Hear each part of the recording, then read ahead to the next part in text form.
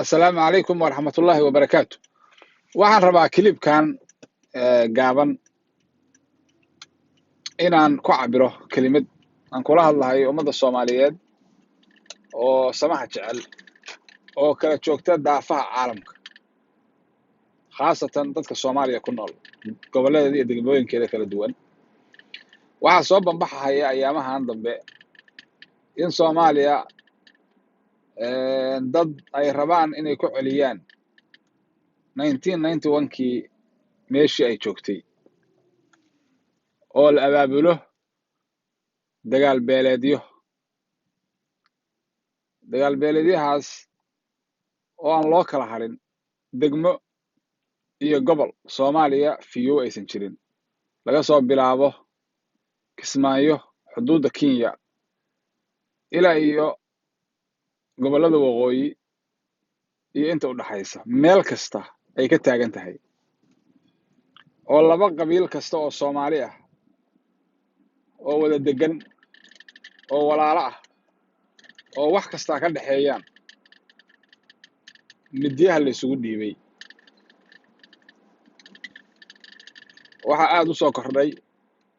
oo iyaduna si xawli ah ku socota is-abaabulka qabiiladaas walaalaha oo wada degan laga soo bilaabo Ethiopia xuduudaheeda, gobolka Mudug, Kismaayo oo aad ogeydeen maxaan ku rahdaa wixii ka dhacay, Wallaweyn, Shabeellada Dhexe, Shabeellada Hoose, maxaan ku rahdaa Galgaduud, meel kasta oo Soomaaliya ka mid a maanta waxaa ka socda abaabul qabyaaladaysan oo dad ay ku soo qaateen qandaraas inay Soomaaliya u celiyaan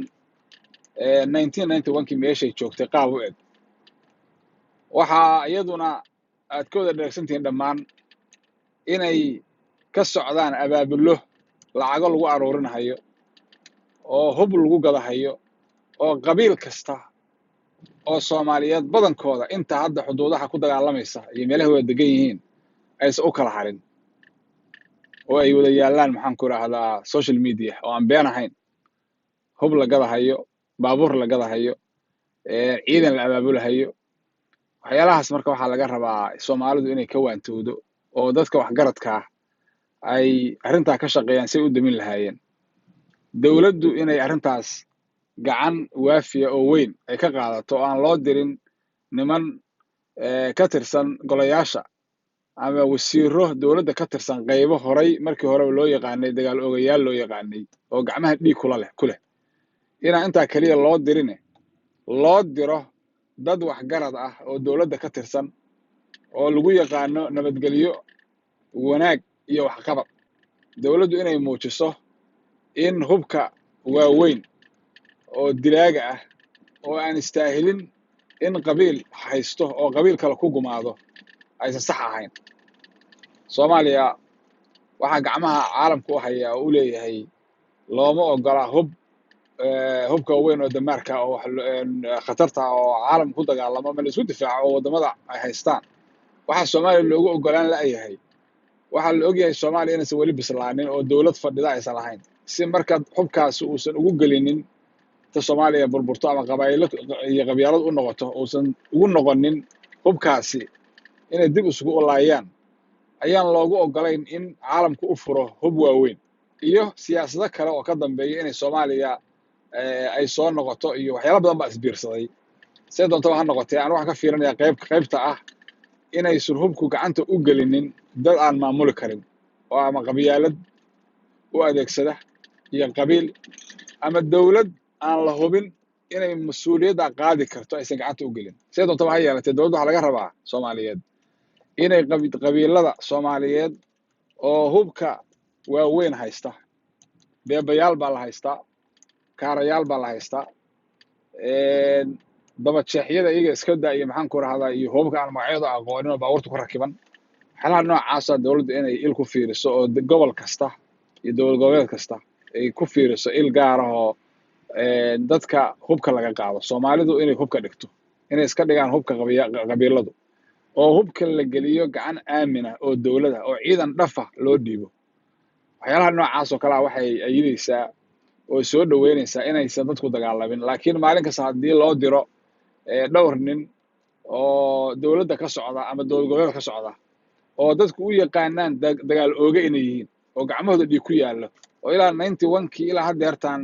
inta ay dagaallada galeen ama inta shacba ay laayeen aan la soo koobi karin marka dadka noocaasi ay nabadda raadiyaan nabadda ka odayeeyaan hubkiina la jaranahayo oo la diyaaray baabuurta ugu dhajinahayo lacagtiina la aruurinahayo waxa soo baxa muuqanaysa soomaaliya inaysan fari ka qodnayn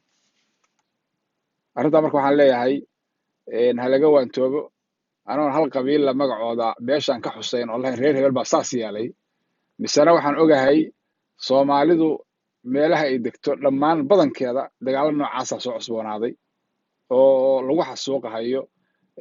qabiilo walaalo ah oo wada dega oo wax kasta ka dhexeeyaan oo diin ka dhexayso oo wax kasta ay ka dhexeeyaan walaala ah inay xuduud yeeshaan oo xuduud sheegaan aysan ahaynba inay wada degaan oo wada maalaan oo wada qotaan oo wada safraan bay ahayd ma ahayn in la yidhaahdo laba xeeb qabiilo soomaaliya oo xuduud lahoo wada degana no waxaan aaminsanahay maaha waxaas waxa dadka soomaalida oo shakhsiyadda leh aaminsan yihiinna maaha soomaalidu xuduudna ma kala lahan dhulna ma kala lahan ceelna ma kala lahan deegaanna ma kala lahan waa dad walaalaha isku mid ah in marka la heshiisiiyo oo si dhaba loo heshiisiiyo hubkana laga qaado aan u qalmin in qabiil haysto baa loo baahan yahay looma baahna hub kale in la gado oo lagu siyaadiyo looma baahna kaariya beebe inuu qabiil haysto looma baahna dabajeexyo in la gato oo lacag loo aruuriyo may looma baahna sax maaha qabiil xaq u lehna ma jiro ama qabiil calan samaystay ha noqdo oo calanta meel surtay yiri maxaan ku rahaa dowlad goboleed baan ha noqdo ama qabiil tuulo degan ama magaalo degan ha noqdee